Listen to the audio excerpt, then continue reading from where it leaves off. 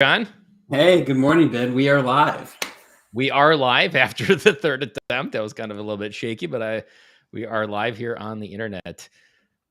Well, I welcome us in this conversation today because we're going to be talking about something that you and I have been going much more than knee deep. We are almost neck deep in parental leave for dads, which is our topic of conversation for today as we dive into an important topic for both you and I, and even a personal topic for you as you've witnessed it in your life as a Mr. New Dad and in my life as a dad with 3 older kids, but wishing that I had something like this in my life.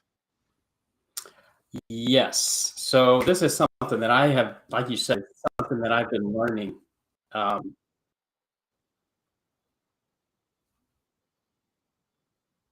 Ben.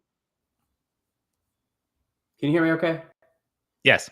Okay. Sorry. I had 2 different monitors up and I was hearing the recording. So yes, thanks for joining me. And this is something that I think that a lot of dads want to have this conversation. And just like you said, we are neck deep in learning about parental leave. And I'm so glad that both you and I agree to go through the Center for Parental Leave Leadership, their retained coaching program. Plug in for them if you don't know anything about them. We'll be talking a lot about their retained leadership coaching program because Ben and I have been in this program for the last 10 weeks, and we've been just learning so much about the ins and outs of parental leave. But we're focusing on dads today because we've been learning so much about this topic of parental leave for dads in the workplace.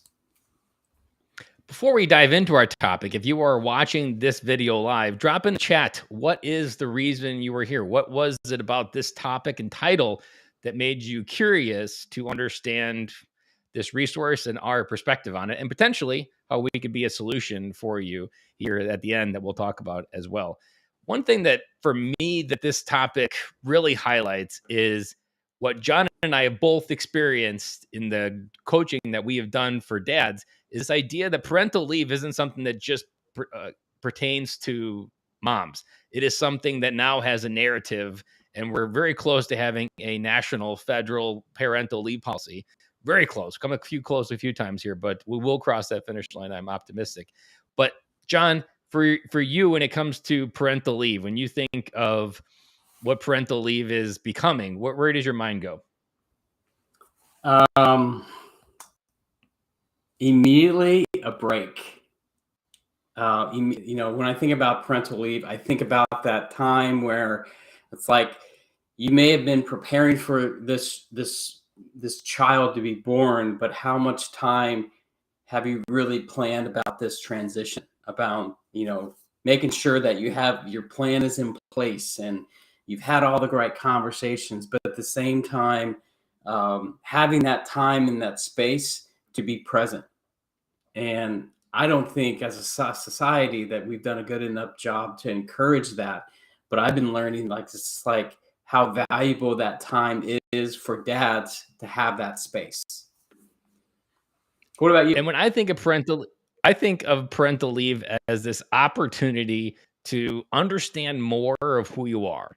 Because as we've learned in this, the identity change that happens to moms from going to a woman to a mom, that same thing happens to dads, that there's this identity of I am a person, I'm a man. And now when you add that title of dad, you have this idea that your heart beats outside your body and eventually it'll start walking into walls and running into them and falling down. This idea of who you are begins to change. And parental leave is the time where that change can really solidify. A lot of the research points to that the time between birth and those first 12 weeks, a relationship from a dad to a child is solidified in a way that a dad that doesn't have this time can feel a disconnection as later as 3 years old. That we can often just not feel like we're either safe around them or we don't have this bond. But this early bond, this early trust that moms get has been missing for dads. And it weakens the relationship that potentially can happen much later. And extrapolate a father's relationship with his kids 10, 12, 20 years down the road. So many of our society's issues are directly connected back to a fatherless relationship or a mediocre one that was there but just didn't know how to show up. So parental leave to me is the foundational initial ground where everything begins, but most often people aren't looking to get a quick win for what they're doing in life. Yeah, 100%. It's that time. It's almost like here is your time where you are learning so much about yourself, so much about your spouse, so much about your kid, and you only get that shot one time. So why isn't there more encouragement by organizations, by HR professionals? And I would love to hear this from any HR professionals who are here with us today, is why isn't that encouraged more in today's workplace, to encourage dad to take this time, or say, hey, here's your 6 weeks or 3 weeks or however many weeks that they get per your organizational policies, to say, hey, this is your time. We know how important this is. Take it, because our concern is you, your family, and we're not concerned about the stigmas of parental leave or taking it or not taking it. Let's switch gears a little bit and go back to what happens when parental leave isn't in place.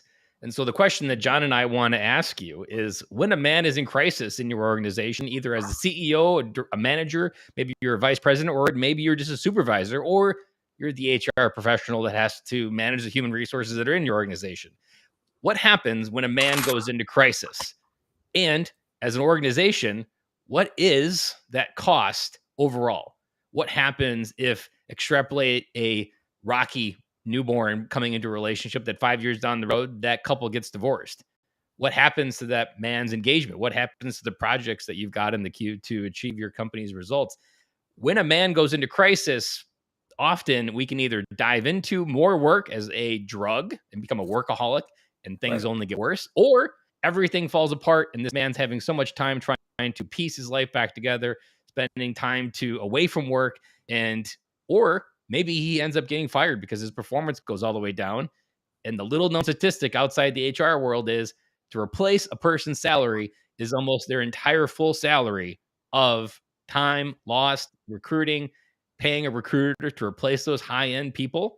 And the higher you are in the organization, the more it can cost you when a man goes into crisis. So, John, when you think, or what you've witnessed when a man goes into crisis, what kind of comes to your mind? Immediately, I think about the person who's just drowning and doesn't know where to turn. He's stressed out. He's not making great decisions. He's not showing up on time. You can just tell that clearly something is going on in that guy's life, and he's just not there. And so I actually did some research, and I want to share these. There's 5 things that I learned this morning about that answers this question on what does it cost an organization when a man is in crisis. And so the first thing, and this can be applied to both men and women, but since we're talking with dads today, I'm using that language. The first one is decreased productivity. When an individual goes into crisis, they may not be able to focus on their work as effectively. This can lead to a decline in productivity, which can impact the overall performance of the organization. Number 2, and we've talked about this, is increased absenteeism. A man in crisis may also take more time off due to their personal challenges at home, which can lead to increased absenteeism and disrupt the organization's organizational goals, operations, productivity. Number 3 is legal and financial costs. Depending on the nature of the crisis, an organization may face legal and financial costs if they are not able to properly support an employee in crisis. So think about that for a second, is that if you know that your dad in your organization who's responsible for this $5 million product or $5 million project, and suddenly he's in this transition where he's trying to figure out, hey, how do I manage this cycle, manage this transition, and he makes a mistake because he only got 3 hours of sleep last night because he's still learning how to be dad, or he doesn't know how to have this conversation with his boss because his boss isn't having that conversation with him about how they can best support him in this transition, nothing happens. And so they continue down this path. And now that $5 million project turned into a $5 million mistake because no one ever planned or no one ever had those conversations with him to help him understand this huge transition that he's going through in the workplace, which could cause legal problems. Let's dive into if this is part of the problem, that when men go into crisis, the organization suffers. What is the organization not doing that prevents this thing from naturally revolving itself? And I think the stigmas of parental leave kind of give us the talking points to understand this, that a man who's going through crisis is afraid to admit that he's got a divorce in front of him, or a man that's going through crisis and struggling with bouts of postpartum depression after having a newborn, that these insecurities to admit this are not default in man 1.0. And as we evolve the mental health conversations throughout the country, man 2.0, this idea that it's okay to admit of what you're feeling, what you're not feeling, and be okay saying, you know what, I had a really horrible morning. The kid didn't sleep all night. My wife didn't sleep all night. I'm barely here. Like, being able to admit that is not something that we have permission to as dads. And I often shortcut it to this idea that what dads really want in the workplace is to acknowledge this other title that's actually more important than the title that their organization gives them. It's the title of dad. And in the workplace, this title, this new title that they love when they go home, is something that they have to leave at the door. That Right. they don't have permission to share bad dad stories. Maybe like women would be sharing their worst mom stories to each other. That this stigma prevents dads from taking full parental leave, even if it is offered. Many organizations offer it, and dads go back to work because they're bored or they feel obligated. And it's that feeling that gets hung up that prevents us from creating that space to have these conversations, create a safe place where dads can talk Right. about a transition into the workplace back from parental leave that's healthy. And it's not one that's overwhelming. It's not one that's by surprise as Right. well. Well, another thing, Ben, I think it's important to acknowledge is don't wait for that dad to have a kid or for his wife to deliver to have this conversation. Because now, as an HR professional, you're putting yourself and your managers in reaction mode when it shouldn't be that. Be creative and say, hey, we realize that, John over there, he may have been a superstar, but he's going through a transition in his life. And we know that probably the first year of his life or the next year, it's going to be challenges. And he's going to have to figure out how to leverage that time and how to overcome those challenges as a new dad. So why aren't more organizations having those conversations? But then also, why aren't they encouraging their managers to say, hey, you better think about this? Because case in point, I was coaching an organizational leader. He was a mid-level leader, and I've been working with him for the last year. And it was the time was coming up where the end of the project was ending and a new one was beginning. And one of his team members, his wife was delivering in like 6 weeks. And it's like, hey, have you thought about how present he is going to be at work over the next 6 to 8 months? And what could the potential repercussions be if you dump this huge project on him? Because, he's about to become a dad. And I was like, were you 100% there in the first 6 months or 12 months when you had your kid? And he was like, I never thought of it like that. And he's like, he's not going to be there. So I should have this conversation with him to help him figure out, hey, what can my expectations be on you? But it was such a cool opportunity for me to take what I've learned through the Center for Parental Leave and share with him, saying, hey, you need to have this conversation, because otherwise, month 4, month 5, when he's still trying to get sleep at night and you're having these high demands and expectations on him, of course he's not going to show up. You've set him up for failure. And that's not his fault. That's your fault. So I think there's two sides of this conversation where, dads need to do a better job of being empowered and having these conversations. But at the same time, HR professionals and managers need to have these conversations as well, but in a comfortable, safe space. And you know what you remind me of, language that I first learned from Tony Robbins as a way to figure out things that are really good, but you have to understand how to problem solve. Maybe you got like two good choices and you're trying to figure them out. In this case, the language that he introduced in my mind, and it's something that if you're in the insurance industry, it's probably language you're already used to, is mitigating risk and identifying risk.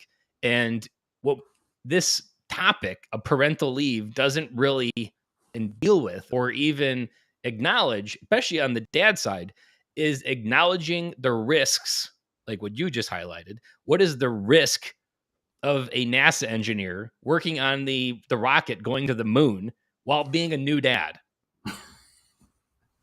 And then having this illuminating conversation and trying to mitigate those risks so that there isn't a catastrophic failure as this thing rotates with astronauts around the moon because this dad was on the workplace and going through a new baby crisis and figuring out how to deal with sleepless nights. And it's our ignorance to those mitigating risks and factors, even to acknowledge that they're there and almost just, well, if we don't know about it, then we won't have to manage it. And if we don't ask about it, we can't fix it. And ignorance is better than knowing. Maybe the mindset is like, if we never ask, we don't have to know and we don't have to get our hands dirty. But if something explodes like a NASA rocket going to the moon because someone was falling asleep and coded, like there's an example there was a ship going to Mars. It crashed on its way to the ground because it was coded in English metric or English measurements instead of metric. And it miscalculated the distance to the ground and exploded because it didn't measure it correctly. And that happened thousands of miles away and millions of dollars later. So these ideas of mitigating risk is what we're having this conversation about, and why this conversation is so important for organizations, because there is a cost, whether a human capital cost when this employee leaves because something happens, or maybe he finds a better supporting environment.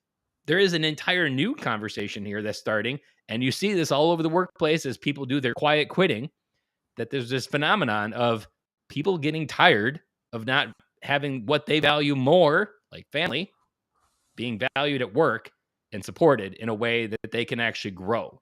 And Right. what Corona taught us was family is most important. And we got that extra time being home with our kids. We got that extra time with our families.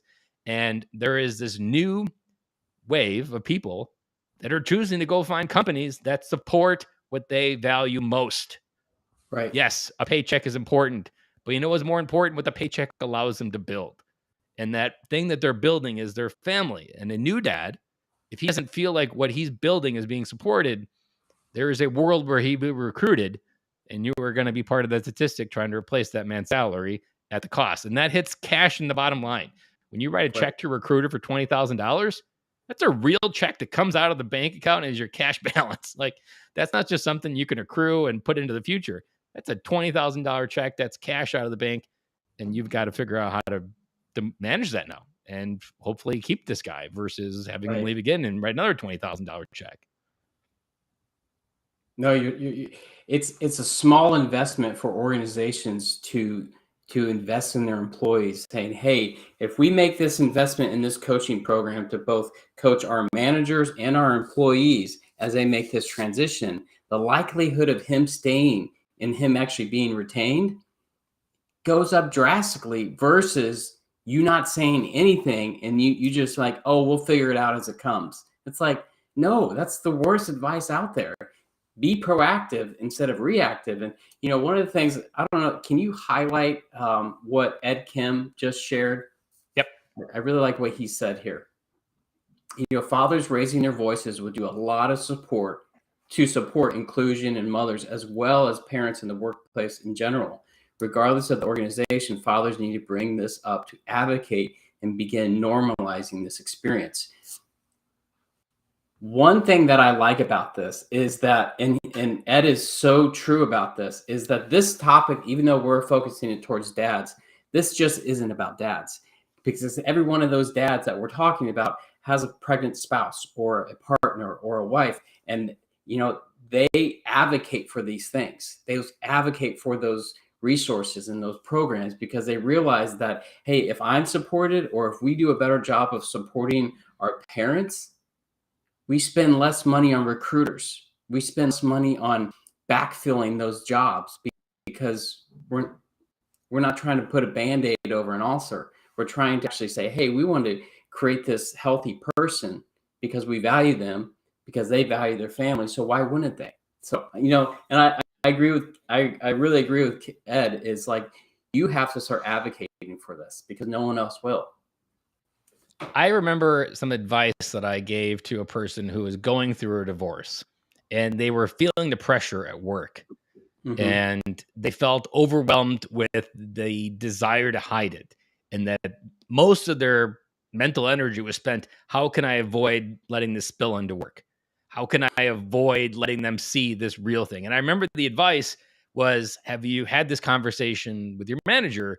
Because I am always an advocate of truth and transparency in a relationship with your manager, that he should know what's going on in your life, that there shouldn't be anything off limits, that this person, if it's going to affect work, he should know about it. And the irony in this case is when he did that, he actually had experience going through a divorce, and they created a connection. And now this guy has a mentor a little bit to get through it. And that's the part that when we talk about advocating is we all have this common thread of becoming a new dad. We all have these horror stories and war stories that we can compare and laugh about. And that'll bond us together stronger, not push us apart. And advocating and having these conversations with the manager, I think you would be hard pressed to find a manager that wouldn't be open and receptive to create these conversations without any program or coaching. They're like, yes, let's manage this. Let's mitigate risk. Let's come up with a plan. But it's the shadow part of it that prevents it at that part from ever coming to fruition. And again, I appreciate Edward sharing that comment, because advocating, you don't need you don't need a dictate from human resource. You don't need a dictate from the CEO. One person can create a change. And the irony in most times where you do begin to advocate for yourself, all it takes is one person to start advocating and the dominoes start falling. Right. And one person could be like, it's almost the idea of why I always raise my hand to go first, because most likely other people are asking the same question. They just didn't have the courage to say yes. Right. And by you having the courage to say yes, that little bit of vulnerability, you're giving other people permission, like, that guy can do it, I can do it. And if that guy can get it, I can get it. And that's how you can create change in any organization that you're at. Yeah. I'd like to switch into a little bit different gears. Let's talk about what's the trickle down benefits of why parental leave can actually have an impact on society. You might not think that what you do as an HR professional, what you do as a CEO or a manager or director in providing this, what that can actually do. But if you have any connection to try to make this world a better place, to leave it better for your kids, your own kids, Right. parental leave is a great way to do that. And some of the ways that we've highlighted that is healthier babies, that relationship with a kid, that emotional intelligence, that in itself creates a better spot. I'll let you introduce the other few here on the screen, John. Yeah, it's shown that when parents are supported through the transition, the parental leave transition, they're able to better care for their children, which means a better, healthier outcome. And in the book by Dr. Amy Beacom, who she's the president of the Center for Parental Leave Leadership, she wrote this book, and in this she references a study. She said in 2017, by providing 12 weeks of paid leave in the U.S. could lead to 600 fewer infant and post-neonatal deaths each year, where in 2019 infant mortality was 6 out of every 1,000, which was twice that which is twice that of the European Union. And so think about that.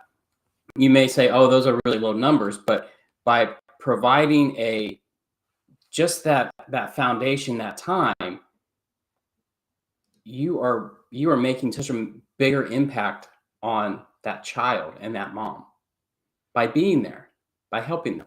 The next one is healthier moms. Better supported parental leave also means better health outcomes for mothers.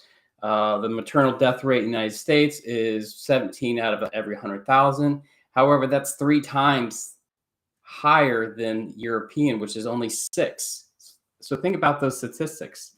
Why is the United States so much higher than the EU? Well, the United States is one of the few countries who doesn't have a parental leave policy supported by all states. It's something that's slowly changing, and it's getting there, and more organizations are starting to see the value of providing this. But that's one of the contributing factors. The last two, having a higher sense of pressure to provide for their families, it provides a better dad. It can lead. Oftentimes, I know that personally, working with my program, Mr. New Dad, was there's a tremendous amount of pressure in dads today, and is that pressure to perform that, but also on the flip side, their self-care goes down. You mentioned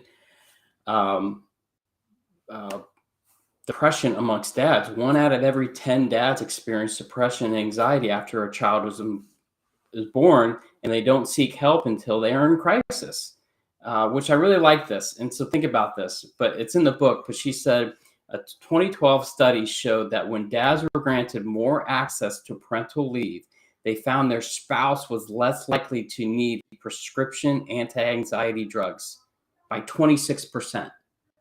So because dad got the leave and stayed there and actually was present,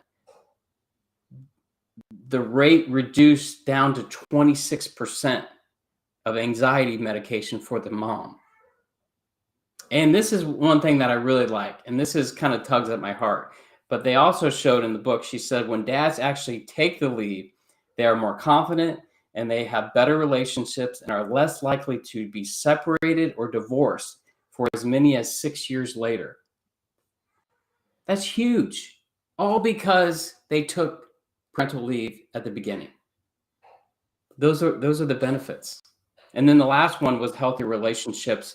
And I think this is where HR professionals can really, tug on those budget strings every year. Is you provide this for a dad in the workplace: communication, honesty, transparency, loyalty, all goes up within the organization, and better relationships with managers, with team members, and with HR, because they're being supported. So why wouldn't an organization want to promote and encourage such a process as this? I don't know. I'd love to hear from some of the other HR professionals. I know Ed made a good comment here, and someone else in LinkedIn made a comment about so true. Dads can provide valuable rest for mom. Ed said it is the similar situation that people of color and women have been experiencing for years. No safe spaces existed, but still raise the issues because it's needed. Men have to use the privileges we carry at work and be courageous until we can establish critical mass of fathers.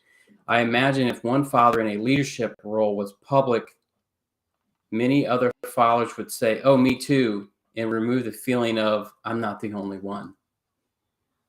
Yeah. Yeah, that's huge. There was kind of two scenarios that you haven't experienced yet because your kids are your son's too young yet. But Right. as we are here in Wisconsin, there is a blizzard currently planned to barrel down on us here. And if there is one familiar moment that every dad, including me, always hated, and it's also married with the day your kids have a temperature as well, is who stays home. And it is this moment, if you were to dissect as an HR professional listening to this, how well does the dad feel he has permission to prioritize being home with his kids? That he feels that work isn't going to punish him, or that he doesn't have to worry about because his manager already knows that this is something the organization supports, we encourage, and we want you to be there. There are days that I was here and my daughter was home and it was not pretty, puking, lots of things. And me here as a dad of a 5-year-old, that day I was holding my daughter's hair back. And that might be too much here for LinkedIn and everywhere else, but that's what fatherhood looked like. That And I was proud to be able to be there because that's where she needed me to be. I didn't need to be at work. That wasn't my place where my family needed me to be in that moment. And it's this permission where dad struggle or on a snow day. Like, what happens? Do you feel like it's okay to stay home with your kids, or do you have to get dragged into work because you know you need to be there? And they're Right. not going to understand that your kids in the school closed down because of a blizzard. Or Right. if you're working from home because of the blizzard and your kids are home, do you have permission to kind of take some time and go play out in the snow? I remember one time texting my boss, be like, it's 1:00. I'm out. I'm going to go make a fort with my kids. And I called it a day for that day. And Yeah. that moment are the moments that you're as a company creating. It really starts with parental leave, is where you're conditioning the mindset of what a dad feels that he can do in the confines of your organization. Does he Right. have permission to go catch a music concert for his kids for the winter sing or the spring sing? Does he have permission to say, like, you know what, I can go prioritize because this is the once in a lifetime moment. My kid will never be kindergarten up on that stage singing her heart out, and I want to be there. Or did you make him sit in meetings because he didn't feel like he had permission, or that he had to take vacation and you've only given him 2 weeks of vacation and he has to prioritize a Disney vacation over watching his daughter sing?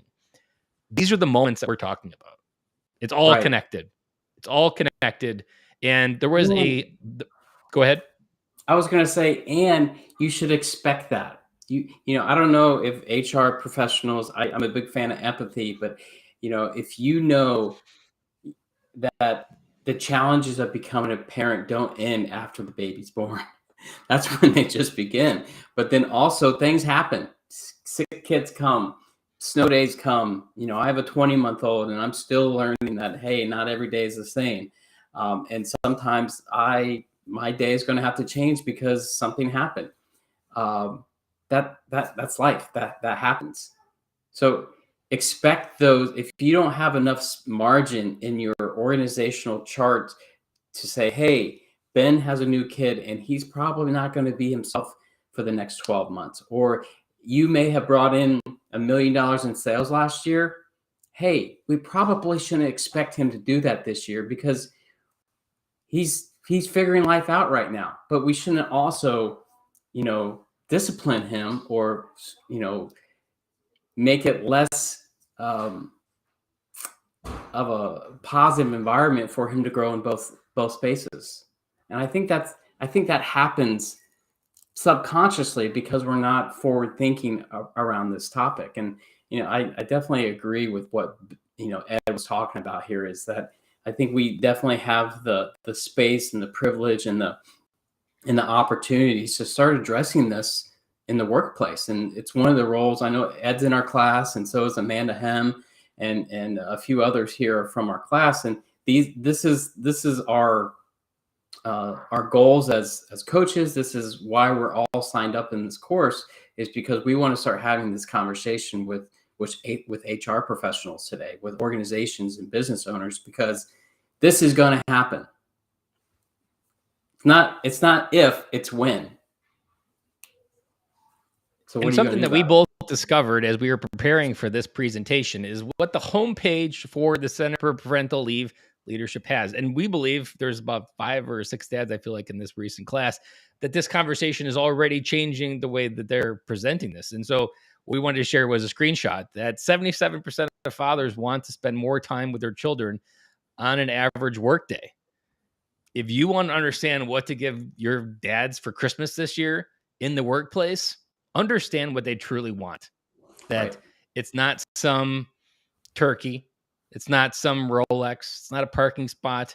It's time with family and a culture that solidifies and nurtures what's really important in their life. That this idea of being dad is something that should not be new, but in many ways, in the last 10 years, it is becoming new, where dads want to be dads. We realize the role we can play, either through the absentee father that maybe we had, or you just want to do better. This desires what dads truly want, and creating a culture where that can happen.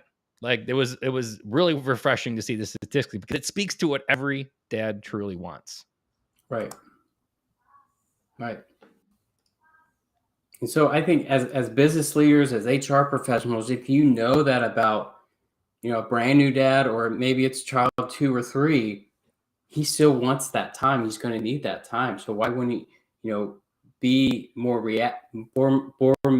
be more creative and say, hey, let's support this dad because we're going to get a better product in the end.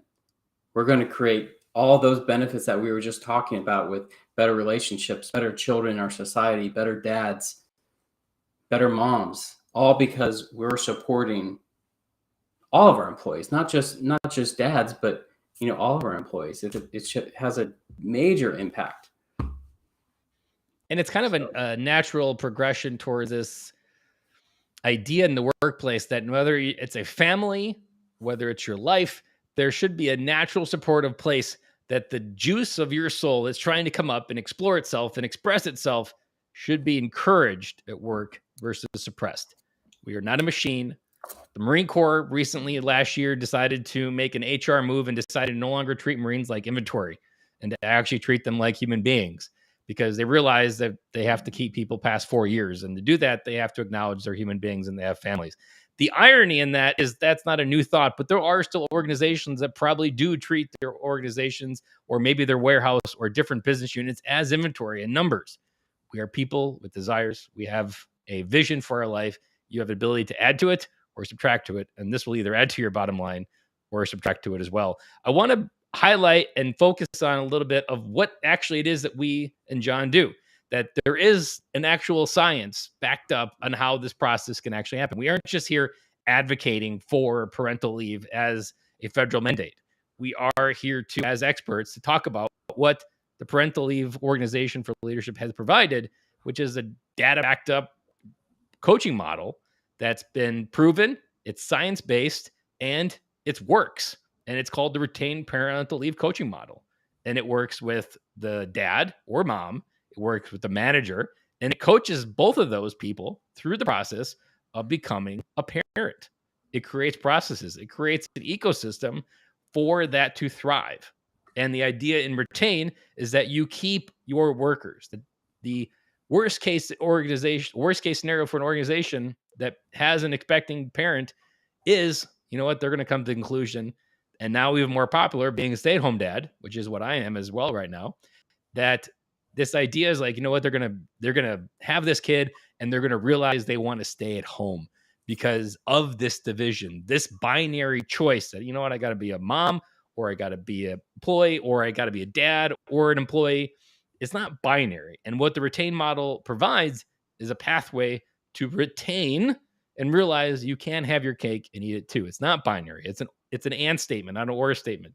And realizing you can be a dad, you can be supported at work, same way as moms.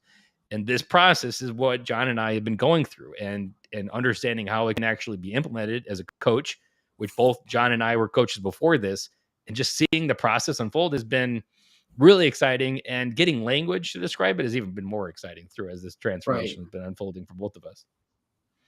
And Ben, I think it's important to also acknowledge that the retain method it's not just to help you retain that employee, that retain that mom or dad, but there's also a side of this. And, we see 3 phases here: preparing for leave, moving through the leave process when they're gone, and then returning from leave.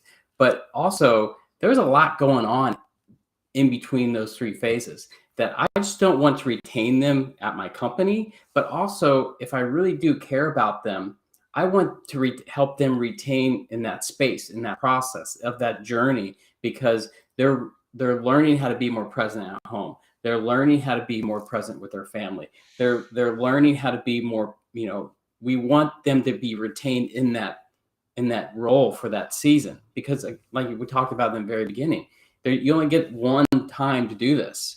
Don't wait 5 years, but do it right now, because you're setting that boundary. And so those are the some of the things I've been learning through the course and the book is talking about that retain process. Is yes, the likelihood of you retaining them at the organization is goes up dramatically, but then also it helps them to retain in that role in that season. And so, there's definitely processes. And Ben, could you share the I'm going to see if we can share this slide. 1 second.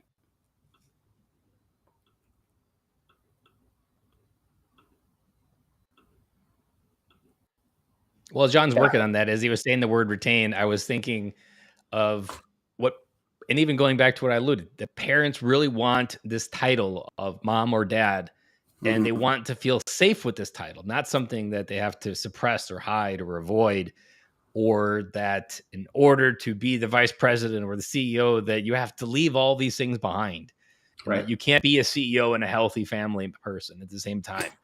Yeah. And this idea of retaining is like, one analogy is retaining your employees, but also there's retaining the titles.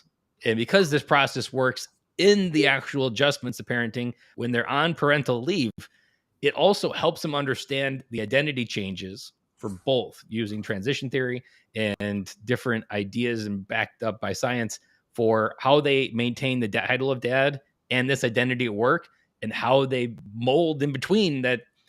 I actually don't have to change the hats. I can actually take, and the irony that I've learned in fatherhood is what you learn at work for leadership often worked home. It's this idea that we split it in two that usually makes it complicated or frustrating, but it's often the same practices that we go through. Yeah. So this is the retained parental leave transition coaching model that Dr. Amy Beacom, and she's on with us today. So thanks to Amy for being here. But this is what her and her company helped put together. And what it shows is that the retained model was built on 7 different academic evidence streams that play a role in how you experience transition and how you grow from it, including these 7 different streams, from executive coaching to adult learning to transition theory to life stage theory to career development, role and identity theory, which Ben was just talking about that. And then the biggest one that I often coach a lot of dads on in that first year is work-life balance, or work-life conflict and enrichment, which is, I feel like we could do a whole workshop on that topic alone, but it's something that I've been seeing that a lot of dads struggle with, and a lot of dads are fighting this battle on their own, and they need more managers who are equipped with the tools and the resources that come with the retained parental leave program to help them support their employees so much better.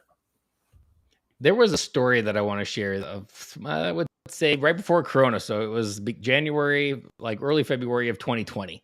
And this was a hard time for me because a few weeks before that, I had found out in an organizational reorg that I had lost my job. And so really quickly, overnight, my entire world changed. And a lot of what I do today was thrust and pushed more towards it even faster. But there was a particular moment where I got the kids out of early care. And it was something that I hated dropping them off to. They hated going to. It was always a frustrating, emotional, much worse than daycare, even because they're older and they can handle and create a lot more emotions on their own. And I hated that feeling because I always wanted to get them on the bus, but I always had to get them to early care because I had to get to work on time so I could start my day. And I remember it was about February 4th. And I remember it was the first day I was getting the kids on the bus ever. They had never rode on the bus because they had always done early care. And it was a snowy February day. And I remember watching them get on the bus. And I remember thinking, no matter what happens in my life, no matter where I go, no matter what I do for work, this moment, this one right here, where the kids are getting the bus, I remember personally thinking, I've already won.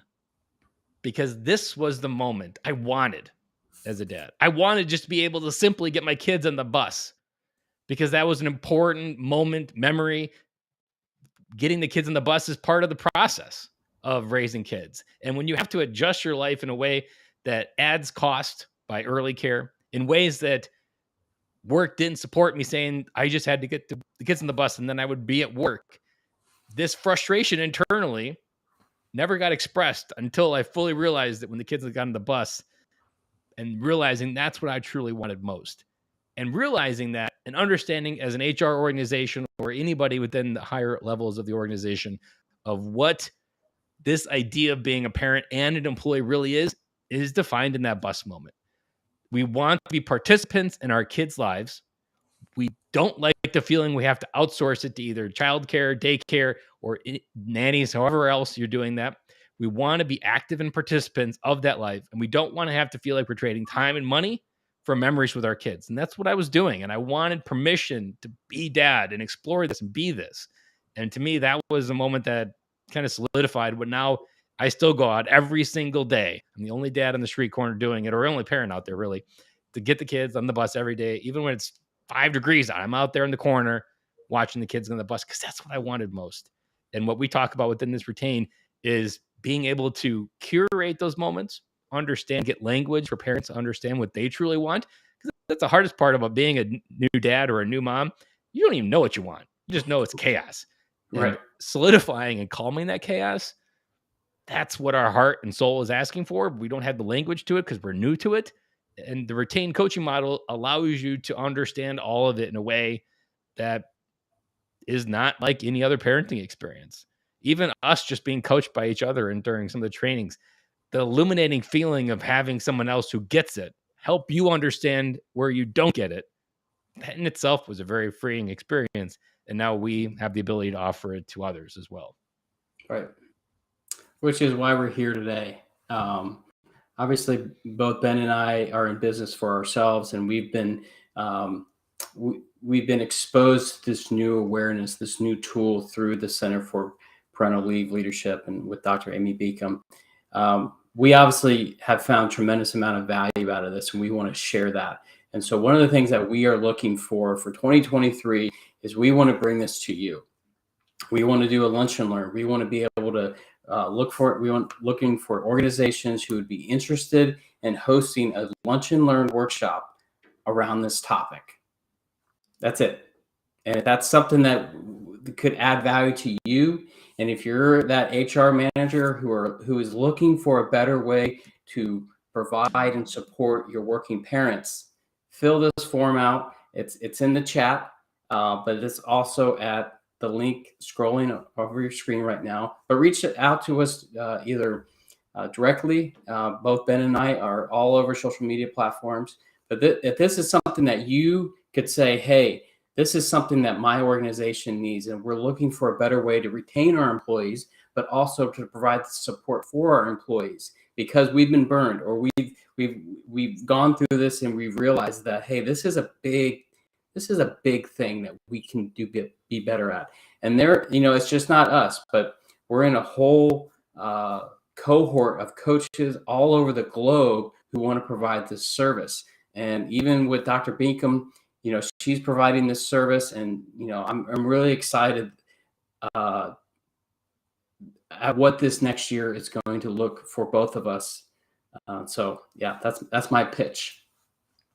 And I appreciate everything that you are, John, for the friendship and everything that our conversations and growing this year. And the idea of just creating Lunch and Learn is just being able to create a space where dads can admit, like, I have no idea what's going on here. Yeah. And it's almost in this, also in HR, lots of employee resource groups have been started for veterans, different ethnicities. Lots of resource groups are being started in large organizations. The dad resource group is largely being underlooked in this case. And this would be a great opportunity to spearhead something, start something, but create a narrative that, yes, we understand your dads. Yes, we understand this is important to you. Let's bring you together and connect in a way that you can help each other get better. One thought that I was also thinking about as I was going through this process and thinking about what we do and how we do it is this understanding that we often get so confused in HR of what actually matters and how we do it and implement it. This resource, us, John and I, we are a tool to help untangle that, build it up in a way that makes sense and can put it back together. And if you also have any questions, please drop them in the chat now, because we will go ahead as we wrap up here and try to answer them if you are with us here live. And look for more things from us, because this Lunch and Learn is just the beginning. This isn't going away. This issue of parental leave isn't going away. And I was also reminded of, or I'm also astonished that I think of the teaching industry as a very woman-orientated industry, that it's mostly populated with women. It's where probably the most beneficial parental leave exists for women. But interesting enough, and I would use this as an analogy for your own organization, maybe if that's a similar analogy for you. Most dads who are teachers do not have the same benefits that the other female counterparts have. In a place that's dominated probably 80 to 90% by females, where as an organization, as a school board, they could easily say, like, you know what, let's just do it for everybody.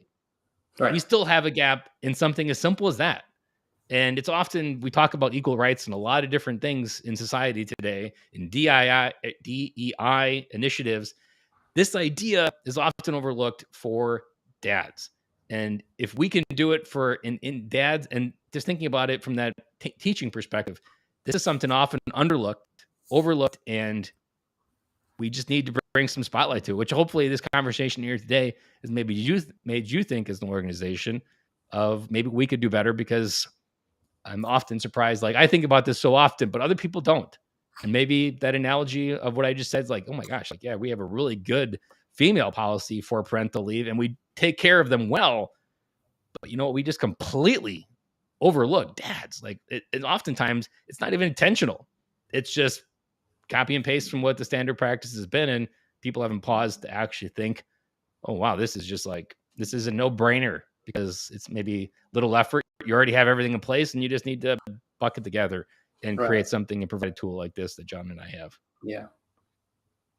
So I want to share a quick story. When I first started my own journey into fatherhood, I did this when I got married, and I did this when I was becoming a dad. But I reached out to men in my network, in my church, in my business, in my organization, in the Coast Guard, and I asked them these questions. I asked them two questions. It's like, what are your biggest challenges as a dad, and what advice would you give to a new dad? And I probably interviewed at least 100 dads and asked them those two questions.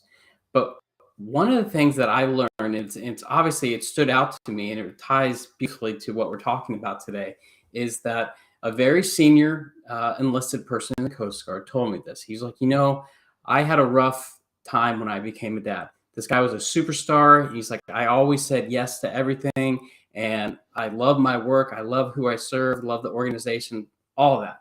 He's like, but the hardest conversation that I was not having, or the hardest conversation I tried to have but couldn't, was with my boss, because the expectations was, hey, he's always been a superstar, but he didn't know how to have that conversation with his boss to say, hey, I'm not trying to escape my work, but also I'm trying to figure out how to be a dad and how to transition and take care of myself and take care of my family and take care of this new child that I'm responsible for, while still performing at the same expectations and standards that he has set before him. And I share that because think about him for a minute. Very senior person, he's probably the type of person that you would want to have in your organization, but it was hard for him to have this conversation with his boss. Why? Whether his boss was a female or a male, why? Was it uncomfortable? Was the boss maybe didn't like kids or have kids? Were they not empathetic? I mean, what was the challenge? Now, I don't know the challenge, but the fact that that conversation never took place and it was so difficult. What this program does, especially as coaches and facilitators, to say, hey, we're going to have a conversation about this. How well are you preparing for this transition? How well are you preparing for Ben to be away?